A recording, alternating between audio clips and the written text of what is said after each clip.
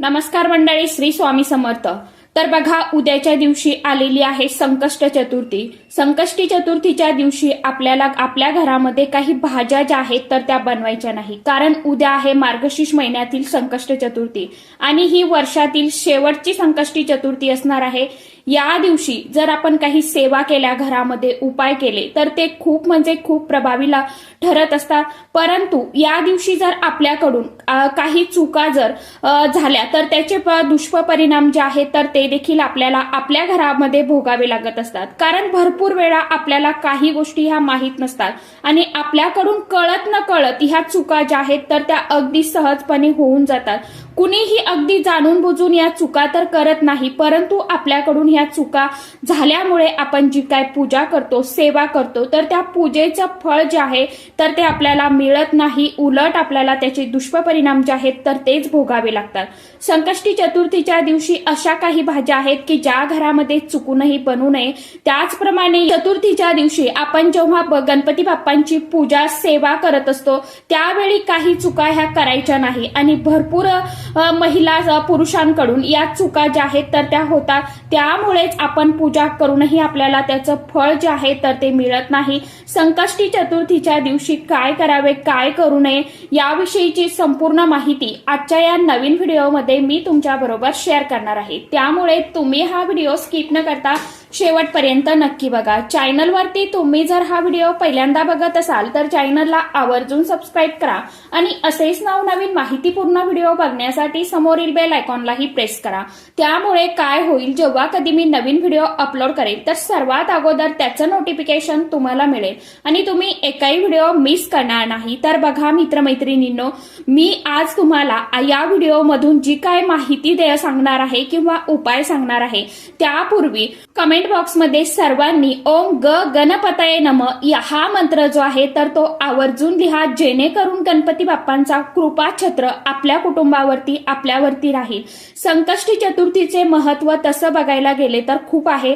या दिवशी भगवान गणपती बाप्पांची पूजा केल्याने घरातील नकारात्मक ऊर्जा दूर होते आणि कुटुंबात सुख शांती टिकून राहते, अशी देखील श्रद्धा आहे की या दिवशी गणपती बाप्पा जीवनातील सर्व अडचणी अडथळे दूर करून भक्तांच्या मनोकामना पूर्ण करतात। गणाधीप संकष्टीचे हे व्रत चंद्रोदयापासून सुरू होते आणि चंद्रदर्शन झाल्यानंतर पूर्ण होते। चतुर्थीच्या दिवशी चंद्र पाहणे खूप महत्वाचे मानले जाते। चंद्र पाहिल्यानंतर हे व्रत संपूर्ण होते असं देखील मानलं जातं। आता ही संकष्टी चतुर्थी नक्की कधी आहे तर बघा, मार्गशीर्ष संकष्टी चतुर्थी तिथी ही 8 नोव्हेंबरला शनिवारी सकाळी 7:32 सुरू होत आहे आणि दुसऱ्या दिवशी म्हणजेच 9 नोव्हेंबर रविवारला पहाटे 4:25 पर्यंत राहणार आहे। त्यामुळे गणाधीप संकष्टी चतुर्थी ही नोव्हेंबर रोजीच आपल्याला साजरी करायची आहे। आता चंद्रोदयाची वेळ पाळणे याला देखील अतिशय अत्यंत खूप महत्व आहे। अगदी तुम्ही उपवास करत असाल तर चंद्रोदयाची वेळ पाळली तरच आपण जो काही उपाय करतो किंवा सेवा करतो, व्रत करतो, तर त्याचं शीघ्र फळ जे आहे तर ते आपल्याला प्राप्त होत असतं। संकष्टी चतुर्थीच्या दिवशी चंद्र पाहण्याची वेळ ही 8 नोव्हेंबरला संध्याकाळी 7:50 असणार आहे। महाराष्ट्रातील प्रत्येक घराघरांमध्ये संकष्टी चतुर्थीचा उपवास जो आहे तर तो केला जात असतो।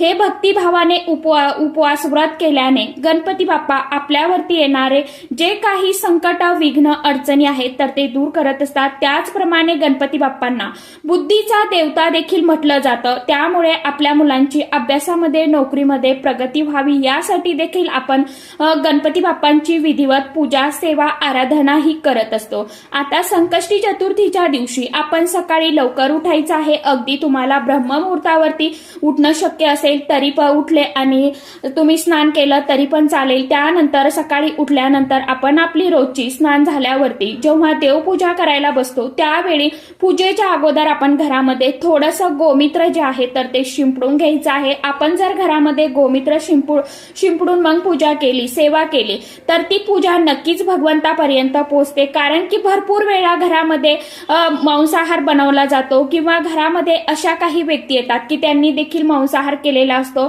भलाई आपण आपल्या घरामध्ये करत नाही, पण जे दुसरे खाणारे पिणारे असतात तर ते आपल्या घरामध्ये येत असतात. मग अशा वेळी ही जी काही नकारात्मकता आहे तर ती आपल्या घरामध्ये प्रवेश करत असते. तर ती नकारात्मकता दूर होण्यासाठी आपण घरामध्ये अगोदर गोमूत्र शिंपडून घ्यायचं आहे आणि मग त्यानंतर आपण पूजा करायची असते. किंवा फरशी पुसताना थोडंसं पाण्यामध्ये आपल्याला देखील खडे मीठ किंवा गोमूत्र शिंपड टाकायचं आहे आणि त्या पाण्याने आपल्याला आपली लादी फरशी जी आहे तर ती पुसून घ्यायची आहे. त्यामुळे देखील आपल्या घरामधील नकारात्मक ऊर्जा ही दूर होत असते. पण आपण पाण्यामध्ये थोडंसं मीठ टाकायचं असतं किंवा पिवळी मोहरी, हळद देखील ही तुम्ही पाण्यामध्ये टाकून देखील आपल्या घरामधली नकारात्मक ऊर्जा जी आहे तर ती काढू शकता. कारण यामुळे काय होतं तर ह्या हळदीमुळं, मिठामुळं, गोमित्रामुळं आपल्या घरामध्ये जी काय नकारात्मक ऊर्जा असते तर ती शोषून घेत असते.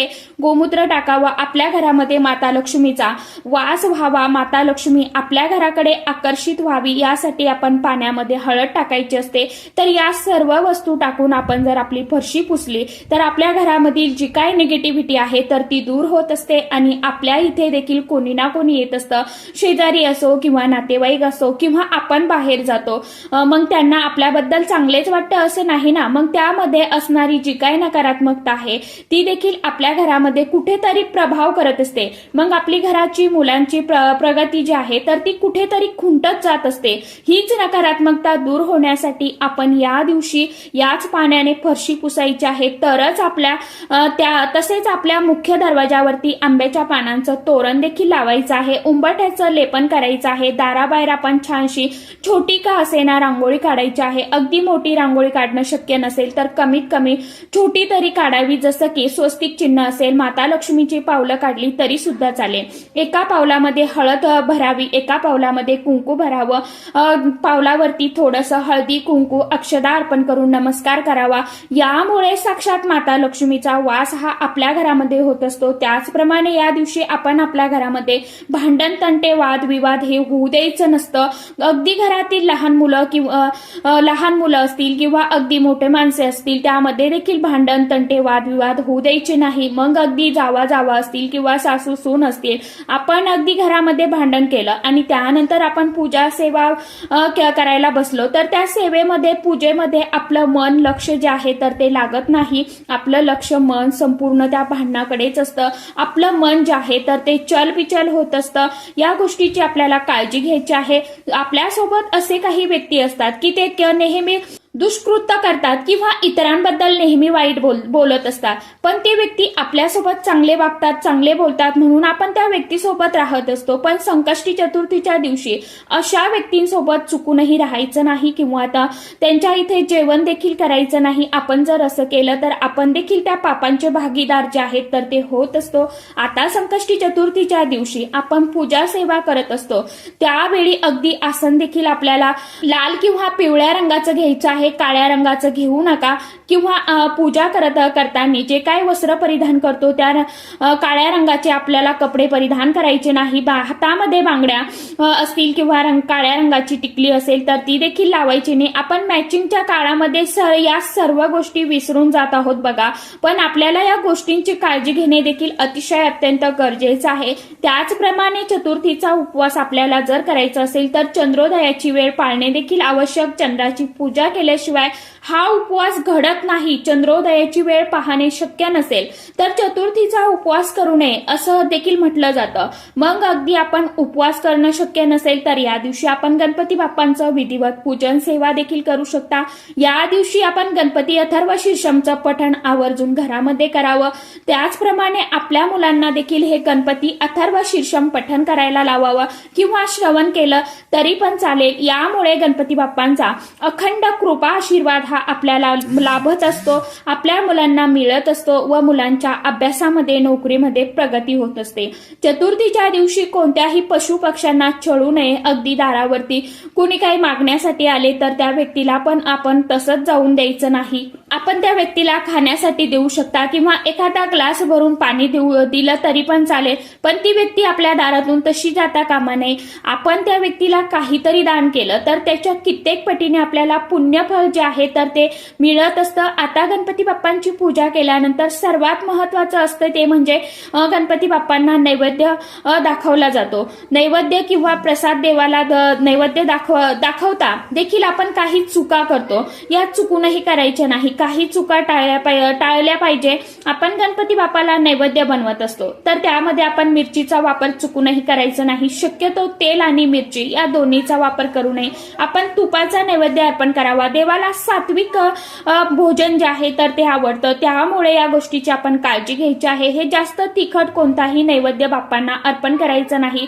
त्याचप्रमाणे आपण देवाला नैवेद्य अर्पण करतो, अर्पण केल्यानंतर तो लगेच आपण तिथून उचलून घेतो। नैवेद्य अर्पण केल्यानंतर सर्व लोकांनी काही वेळ देवापासून दूर जावं आणि काही वेळाने देवांना नमस्कार करून तो प्रसाद आपल्याला आपण उचलून घ्यायचा असतो। आता आपल्या इथे लहान मुलं असतात किंवा शेजारी देखील लहान मुलं असतात, आपण त्यांना आरतीसाठी बोलावलं किंवा घरामध्ये जरी लहान मुलं असली तरी पण त्यांना प्रसादाची अपेक्षा असते। मोदक आपल्याला कधी मिळेल ही अपेक्षा मुलं करत असतात, तर आपण लहान मुलांना मोदक हे लगेच दिले तरी पण काही हरकत नाही, कारण की लहान मुलं ही देवाघरची फुलं असतात। आपण त्यांना दिलेलं अन्न हे देवापर्यंत पोहोचतं, बाप्पापर्यंत पोहोचतं अशी देखील मान्यता आहे। त्याचप्रमाणे आपण कधी नैवेद्य जर तसा राहिला तर आपण दुसऱ्या दिवशी गोमातेला जाऊन देतो किंवा कुत्र्यांना खाऊ घालतो किंवा आपण त्या दिवशी गाईला किंवा कुत्र्याला देखील नैवेद्य देत असतो।